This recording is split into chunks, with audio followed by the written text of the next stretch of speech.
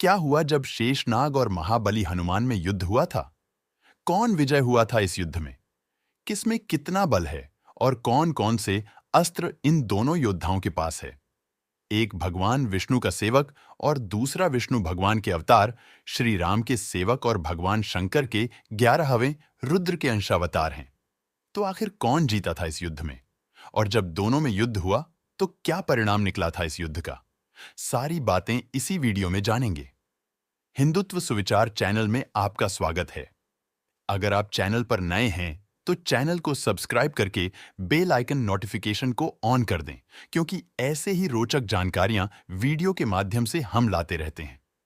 और अगर वीडियो अच्छी लगे, तो वीडियो को लाइक और शेयर करना ना भूलें। आपका एक लाइक हम बहुत ज्यादा मोटिवेट करता है। हम सभी को मालूम है भगवान विष्णु के परम सेवक भगवान शेष के बारे में और भगवान राम के सेवक वीर हनुमान के बारे में। पहले हम इन दोनों के बल से अवगत होते हैं, उसके बाद युद्ध के परिणाम की ओर चलेंगे। तो किसमें कितना बल था इसके बारे में जानते हैं। पहले महाबली हनुमान के बल की चर्चा कर लेते हैं। पवन के पुत्र और भगवान शंकर के अंशावतार वीर हनुमान के पास अपार बल था। माना जाता है कि वे अपना शरीर पूरे ब्रह्मांड से भी ज्यादा बढ़ा सकते थे। उन्हें कई देवताओं से वरदान प्राप्त था। जब हनुमान जी बचपन में पालने में खेल रहे थे, तब उनकी माता अंजना ने उनको बोला कि यहीं पर सोते रहो और जब भूख लगे तब कोई पका हुआ लाल फल खा लेना। और माता अंजना भगवान शंकर की पूजा करने चले गए। जब हनुमान जी को भूख लगा तो वह इधर-उधर देखने लगे। उनको आकाश में एक लाल फल दिखाई दिया, जो कोई और नहीं भगवान सूर्य थे। हनुमान जी ने सोचा कि यही पका हुआ फल है और उनको खाने के लिए हनुमान जी आकाश में उड़ने लगे। जैसे जैसे वह सूर्य के समीप पहुंचते गए, भगवान सूर्य समझ गए कि यह बालक हनुमान है और वह अपना तेज को कम कर लिए। उस समय अमावस्या चल रहा था और संध्या काल का बेला था। जब हनुमान सूर्य के समीप पहुंचे, तब राहु सूर्य को ग्रसने आए थे। हनुमान जी ने राहु को मारकर वहां से भगा दिया और सूर्य को फल समझकर निकल गए थे। इसी से अनुमान लगाया जा सकता है कि वह अपना आकार कितना बड़ा कर सकते थे। जब इंद्रदेव वहां पर पहुंचे, तब वीर हनुमान ने ऐरावत हाथी को खिलौना समझकर अपने हाथों में पकड़ लिए। तब इंद्रदेव ने ऐरावत और सूर्य की रक्षा के लिए हनुमान जी पर वज्र का प्रहार किया, जिससे अचेत होकर वह नीचे गिर गए। तब सभी देवताओं ने उन्हें बहुत सारे वरदान दिए और माता सीता ने भी उन्हें चिरंजीवी होने का वरदान दिया था। जब रावण और हनुमान में एक एक मुक्के का शर्त लगा था, तब हनुमान जी ने रावण को बोला कि एक मुक्का पहले तुम मुझे मारो, क्योंकि जब मैं मुक्के से प्रहार करूंगा तब तुम खड़े रहने के लायक नहीं रहोगे। हुआ भी ऐसा ही। रावण ने जब एक मुक्का हनुमान जी के सीने पर मारा, तब हनुमान जी थोड़ा सा पीछे हो गए। उसके बाद हनुमान जी अपना मक्का बांधते हैं। उस समय ब्रह्मा जी ने हनुमान जी से बोल की, मुक्के का प्रहार ज्यादा तीव्र मत करना, वरना रावण यही मर जाएगा। फिर हनुमान जी ने रावण पर मुक्के का प्रहार किया। रावण कुछ समय के लिए अचेत हो गया। उनके बल का अनुमान इससे भी लगाया जा सकता है कि जब वह लंका के लिए उड़े थे, उस समय किसी को हनुमान जी दिखाई नहीं दिए थे, बस एक सीधी लाइन दिखाई दिया था। उनका उड़ने की गति इतनी तीव्र थी।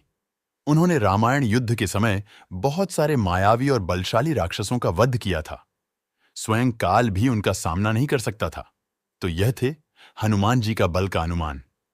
अब बात करते हैं शेष भगवान का।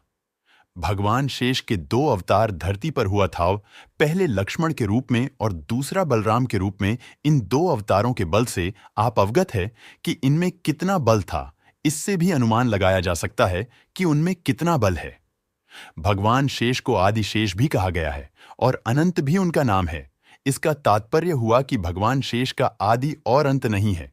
पुराणों में माना गया है कि भगवान शेष पूरे ब्रह्मांड जितना बड़े हैं। उनके बारे में बात करें तो वह माता कतरु के 100 पुत्रों में सबसे ज्येष्ठ थे। उनके बाद भगवान वासुकी का नाम आता है। वासुकी 100 मुख वाला सर्प है और शेष 1000 मुख वाला सांप है। ऋषि कश्यप की 3 पत्नियां थीं, जिसमें एक का नाम कतरु, दूसरे का नाम विंता और तीसरे का नाम दीति था। कतरु से 100 सांपों का जन्म हुआ और विंता से 2 गरुड़ का एक का नाम गरुड़ था और दूसरे का नाम वरुण था। वरुण जन्म से ही सूर्य भगवान की सेवा में चले गए और गरुड़ भगवान विष्णु के वाहन बने थे। मां की कुटिल स्वभाव को देखकर भगवान शेष सब कुछ त्याग के भगवान विष्णु की सेवा में चले गए। उसके बाद नागलोक का राजा वासुकी जी बने थे। जब उन्हें भी अपनी मां की कुटिल स्वभाव पसंद नहीं आया, तो वे भी भगवान शंकर की सेवा में चले गए।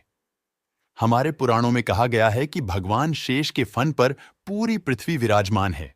भगवान शेष एक शांत स्वभाव वाले माने गए हैं। उन्होंने कभी भी किसी से युद्ध नहीं किया। जब एक बार हनुमान जी और गणेश जी के बीच युद्ध हुआ था, तब गणेश जी हनुमान जी से युद्ध हार गए थे। गणेश भगवान कार्तिकेय से कम शक्तिशाली है और कार्तिकेय जी गरुड़ जी को तीव्रता में पराजित किए थे। और गरुड़ जी की शक्ति से तो आप लोग परिचित होंगे। यह वही गरुड़ जी हैं जिन्होंने नागों की माता कतरु से अपनी माता को मुक्त कराने के लिए अमृत लाने के लिए स्वर्ग लोक गए थे। वहां पर गरुड़ जी ने इंद्रदेव सहित सभी देवताओं से अकेले युद्ध किया और सभी को पराजित करके अमृत वहां से लेकर उड़ गए। फिर रास्ते में उन्हें भगवान विष्णु मिले, जो अमृत की रक्षा के लिए वहां आए थे। भगवान विष्णु ने गरुड़ जी से कहा कि अगर तुमको यह अमृत कलश ले जाना है, तो तुम्हें मुझसे युद्ध करना होगा। तब गरुड़ जी और विष्णु भगवान में अभूतपूर्व युद्ध हुआ।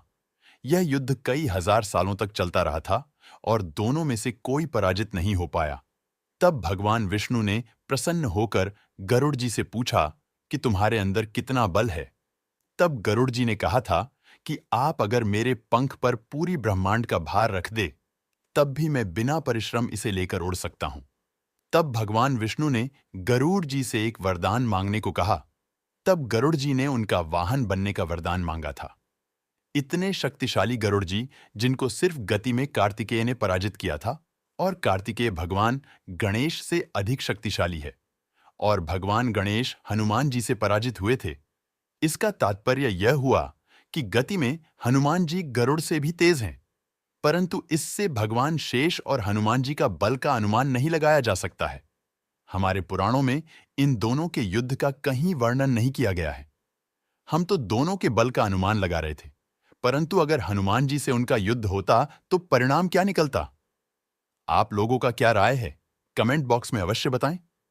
आज के वीडियो में बस इतना ही। जय श्री हरिविष्णु।